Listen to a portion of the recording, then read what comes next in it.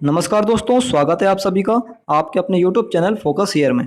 तो साथियों, आज हम देखेंगे कुछ महत्वपूर्ण पेड़ पौधे और इन पेड़ पौधों से संबंधित सीटेट और एमपीटेट में बिल्कुल क्वेश्चंस बन सकते हैं। ठीक है ना, क्योंकि सीटेट में यहाँ से क्वेश्चंस आ चुके हैं। तो चलिए आइए शुरुआत कर देते हैं आज के हमारे इस टॉपिक की। तो देखिए, आप यहाँ पर देख रहे हैं कुछ महत्वपूर्ण पेड़ पौधों में सबसे पहले दिखाई दे रहा है आपको क्रोटन। तो क्रोटन नाम का एक पौधा होता है जो किस तरह का होता है, क्या काम करता है, वो हम आज जानने वाले हैं। ठीक है ना। तो देखिए, क्रोटन नाम का पौधा होता है। ये पौधा ये बता देता है कि फसल को कब पानी चाहिए, यानी कि इसका काम क्या होता है, इसको फसल के साथ में लगा दिया जाता है या बोया जाता है और ये बता देता है कि भाई फसल को आवश्यकता पानी की कब पड़ने वाली है ना। पौधों को मुख्य फसल के साथ बो दिया जाता है। इस पौधे की जड़ें जमीन में ज़्यादा नीचे नहीं होती हैं। भाई ज़्यादा नीचे तक इसकी ज़मीन में क्या नहीं होती, जड़ें नहीं पहुँच पाती हैं। ठीक है ना। जब इस पौधे के पत्ते मुरझाने लगते हैं तब पता चल जाता है कि फसल को पानी की आवश्यकता है। तो देखिए, इस तरह से हम जैसे जड़ अगर मान लीजिए ज़मीन में ज़्यादा अंदर नहीं है और जैसे ही पानी थोड़ा वो सूखने लगता है तो ऑटोमेटिक ये पौधा जो होता है ये मुरझाने लगता है। ठीक है, जिससे हमें मालूम चल जाता है कि जो अपनी जो फसल है उसको अब पानी की आवश्यकता पड़ने लगी है। तो क्रोटन का बस यही एक मुख्य कार्य यहाँ पर होता है। तो इसको आप देख भी लीजिए किस तरह का ये पौधा होता है, वो भी हम देख लेते हैं। तो देखिए, यहाँ पे जो आपको ये दिखाई दे रहा है ये है क्रोटन का पौधा, इस तरह का ये दिखाई देता है। तो देखिए, अब हम देख लेते हैं कि पीपल क्या है। ठीक है, तो पीपल के बारे में पढ़ लेते हैं। पीपल का क्वेश्चंस परीक्षाओं में बन चुका है। तो देखिए, इसमें आपको दिखाई दे रहा है कि ये एक विशाल पेड़ होता है, बहुत बड़ा पेड़ होता है। इस पेड़ की खासियत ये होती है कि 24 घंटे ऑक्सीजन देता है ये। तो आप यहाँ पर एक बात ध्यान रखिए कि अभी पिछली वीडियो में मैंने बरगद को 24 घंटे तक ऑक्सीजन देने वाला बता दिया था, तो जो कि 24 घंटे ना होकर 20 घंटे से अधिक है। इसका आप ध्यान रखिए ना, बरगद क्या करता है, 20 घंटे से ज़्यादा ऑक्सीजन निर्माण करता है। ठीक है, लेकिन जो पीपल है ये 24 घंटे तक ऑक्सीजन निर्माण करता है, यानी कि ऑक्सीजन हमें ये 24 घंटे तक देता है। ठीक है ना। और इसके अलावा इसको हम बोधि वृक्ष भी कहते हैं। इसको क्या कहते हैं, बोधि वृक्ष भी कहते हैं, क्योंकि गौतम बुद्ध जो हैं, गौतम बुद्ध ने इस वृक्ष के नीचे बैठकर क्या प्राप्त किया था, ज्ञान प्राप्त किया था, इसलिए इसको बोधि वृक्ष भी कहा जाता है। इस वृक्ष की पत्तियां हमेशा हिलती रहती हैं। इस वृक्ष की पत्तियां जो है वो क्या करती हैं, हमेशा ही हिलती रहती हैं, क्योंकि ऑटोमेटिक ये ऑक्सीजन जो है प्रवाहित करता रहता है। ठीक है ना। और इसके अलावा हम देख लेते हैं बरगद को। तो बरगद भी आप सभी ने देखा होगा, बरगद किस तरह का वृक्ष होता है, बड़ा वृक्ष होता है काफ़ी ये भी। तो इसको जान लेते हैं। देखिए, तो इसमें क्या है, तो इसमें देख लेते हैं। देखिए, ये एक विशाल पेड़ है। पहली बात तो इसमें सबसे बड़ा पेड़ ये होता है।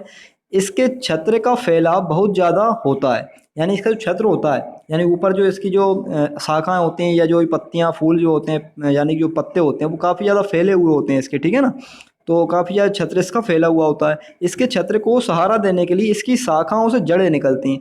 इसका छत्र इतना ज़्यादा होता है, ऊपर जो छत्र टाइप की दिखाई देती है इतना ज़्यादा होती है कि उसको शाखाएं क्या करती हैं, शाखाओं से जड़ें निकलती हैं उसको सहारा देने के लिए। इसको सहारा देने के लिए जड़ें भी यहाँ से निकलती हुई दिखाई देती हैं, जिन्हें हम स्तंभ जड़ कहते हैं। जो स्तंभ जड़ें जो क्या होती हैं, स्तंभ जड़ें जो शाखाओं से निकल रही हैं, जड़ें जो सीधी सीधी लटकी हुई होती हैं बरगद के वृक्ष में, वो स्तंभ जड़ें कहलाती हैं। तो ये भी आप यहाँ पे ध्यान रखेंगे।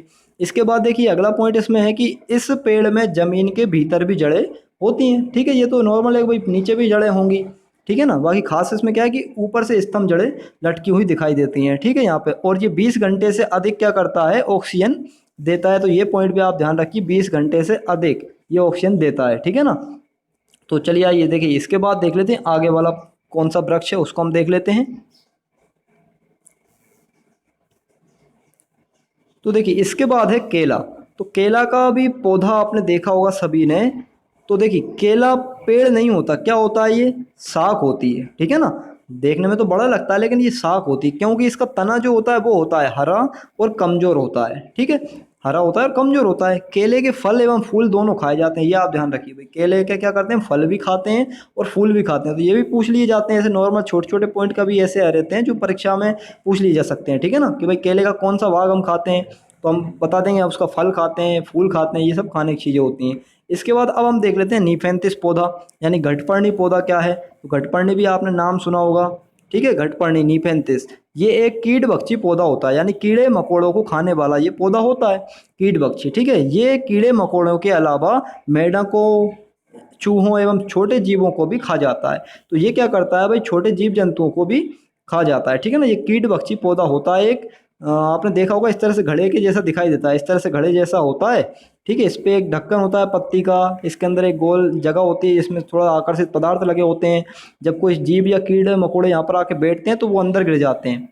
वो ये ढक्कन ऊपर से पत्ती का ढक्कन जो होता है बंद हो जाता है और अंदर जाल लगा होता है, तो उसमें जो कीड़े मकोड़े होते हैं वो अंदर जाके उसमें फंस जाते हैं। ठीक है ना। तो ये इसकी कुछ प्रोसेस थी। घटपर्णी जो पौधा है, कीट भक्षी पौधा, ये आप ध्यान रखिएगा। और इसमें और देख लेते हैं हम आगे इन्होंने क्या लिखा हुआ है।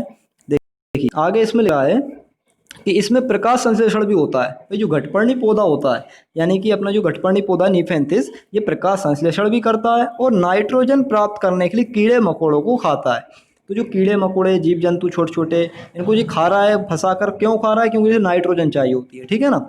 ये लंबे घड़े जैसा होता है। ठीक, अभी देखा हमने। ऊपर पत्ती नुमा एक ढक्कन लगा होता है, बिल्कुल ठीक है।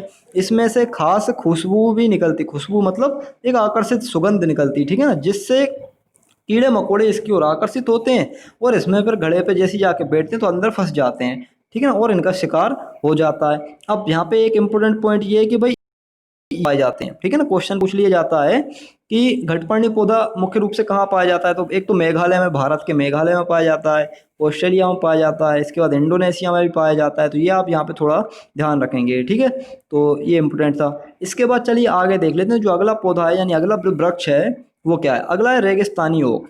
ठीक है, तो रेगिस्तानी ओक क्या है वो देख लेते हैं। ये ऑस्ट्रेलिया के रेगिस्तान में पाया जाता है। सबसे पहले तो यही पॉइंट याद रखना है कि रेगिस्तान के, ऑस्ट्रेलिया के रेगिस्तान में पाया जाता है। ठीक है ना। इस पेड़ की जो ऊंचाई है वो लगभग 4 मीटर होती है। ठीक है, 4 मीटर तक की ऊंचाई का होता है। इसकी जड़ें बहुत ज़्यादा ही गहरी होती हैं, ये आपको ध्यान रखना है। पत्तियां बहुत कम होती हैं, पत्तियां कम होती हैं रेगिस्तान में, इसलिए पत्तियां कम हैं, लेकिन जड़ें जो हैं बहुत ज़्यादा गहरी होती हैं। इसकी जड़ें वृक्ष की कुल ऊंचाई से लगभग 30 गुना गहराई तक चली जाती हैं। इसकी जो जड़ें होती हैं वो इसकी खुद की ऊंचाई से अंदर कितनी चली जाती हैं, लगभग 30 गुना तक गहरी तक तो वो जाती हैं। ये इसमें ध्यान रखना है। इसके बाद इसके तने में क्या होता है, पानी भी भरा रहता है। ठीक है ना, इसके तने में क्या होता है, पानी भरा रहता है, क्योंकि रेगिस्तान में तो इकट्ठा पानी कर लेता है अपने तने के अंदर। जब इस क्षेत्र में पानी की कमी होती है तब यहाँ के निवासी इसके अंदर एक पतला सा पाइप डालकर भी पानी निकाल लेते हैं। तो ये इसकी कुछ खास बातें थी। परीक्षा में इसी तरह से क्वेश्चंस पूछ लेते हैं, मतलब इनकी विशेषताएं दे देते हैं और उसमें पूछते हैं कि बताइए इसमें से कौन सा वृक्ष है ये जो इनकी विशेषताएं जिसमें फॉलो हो रही हैं। तो ऐसा क्वेश्चंस बन जाता है। ठीक है ना। आइए देख लेते हैं ये वृक्ष कैसा होता है। तो ये इस तरह का वृक्ष होता है। ये है हमारा क्या, रेगिस्तानी ओक। ठीक है ना, ये होता है रेगिस्तानी ओक। तो देखिए अब देख लेते हैं हम खेजड़ी का वृक्ष। तो खेजड़ी का वृक्ष क्या है वो आप देखिए अब। ठीक है, काफ़ी इंपॉर्टेंट है। खेजड़ी का वृक्ष भी परीक्षा में आ चुका है। ये भारत के रेगिस्तान में पाया जाता है। पहली बात तो ये ध्यान रखने वाली है, इसकी जो लकड़ी होती है उसमें कीड़ा कभी नहीं लगता, ये ध्यान रखिएगा। इसकी फलियों की क्या बनाई जाती है, सब्जी बनाई जाती है। ठीक है ना। इसकी छाल दवा के रूप में प्रयोग की जाती है। जो छाल होती है ना इसकी, उसको दवा के रूप में प्रयोग करते हैं। इसे ज़्यादा पानी की ज़रूरत नहीं होती है। तो ये कुछ खास खास बातें थी। और इसके अलावा एक और बात कि इस खेजड़ी नाम का जो वृक्ष है इस पर से एक आंदोलन भी हो चुका है। तो आपने नाम सुना होगा, आपने ऐसा सुना होगा कि भाई ये खेजड़हली, खेजड़हली क्या है, एक गांव का नाम है खेजड़हली। ठीक है ना। उस खेजड़हली नाम के गांव के जो गांव है उसमें अमृता देवी बिश्नोई ने क्या किया था, इस खेजड़ी वृक्ष को बचाने के लिए अपनी जान दे दी थी। ठीक है ना। तो थोड़ा सा ये पॉइंट आप ध्यान रखिएगा, अमृता देवी बिश्नोई, ये नाम आपको ध्यान रखना है। इसके अलावा ये वृक्ष कैसा होता है उसे भी हम देख लेते हैं। देखिए ये होता है खेजड़ी का वृक्ष। ठीक है ना, इस तरह का दिखाई देता है, रेगिस्तान में पाया जाता है भारत के। ठीक है, चलिए आइए देख लेते हैं आगे क्या है। तो देखिए अब आपके सामने नीम का वृक्ष। तो नीम का वृक्ष तो हम सभी जानते हैं, सभी ने देखा हुआ है। ये पतझड़ वृक्ष कहलाता है, इसे पतझड़ वृक्ष कहते हैं। इसमें मूसला जड़ें होती हैं। ठीक है ना, मूसला जड़ें पाई जाती हैं। इसमें फल की निवोली, फल को जो होता है फल, उसको निवोली कहते हैं। ठीक है, आयुर्वेद के अनुसार ये काफ़ी इंपॉर्टेंट यानी बहुत ज़्यादा महत्वपूर्ण या उपयोगी वृक्ष है। इसके उपयोग से रोग प्रतिरोधी क्षमता बढ़ती है। अगर इसका उपयोग करें हम खाने पीने में या कुछ दवाइयों के रूप में प्रयोग करें तो इससे रोग प्रतिरोधी क्षमता भी बढ़ती है और कई बीमारियां इसमें ठीक भी हो जाती हैं। ये जैविक कीटनाशक का उत्पादन माना जाता है, इसको उत्पादक। ठीक है ना, मतलब जैविक जो जीव जंतुओं के लिए जो कीटनाशक जो दवाएं बनती हैं वो भी नीम से बनती हैं। तो ये कुछ खास बातें थी नीम के बारे में। अब देख लेते हैं तुलसी को। तो तुलसी में क्या लिखा है देखिए। तुलसी है कि ये एक शाक है। सबसे पहली बात तो मतलब वृक्ष भी नहीं है, ये झाड़ी भी नहीं है, और ये क्या है, शाक है। ठीक है ना। भारतीय संस्कृति में इसको पूजनीय माना जाता है, बिल्कुल सही है। इसके औषधीय गुणों के कारण इसको जड़ी बूटियों की रानी भी हम कहते हैं। तो ये कुछ एक खास पॉइंट है, इसको आप ध्यान रखिए। जड़ी बूटियों की रानी किसको कहते हैं?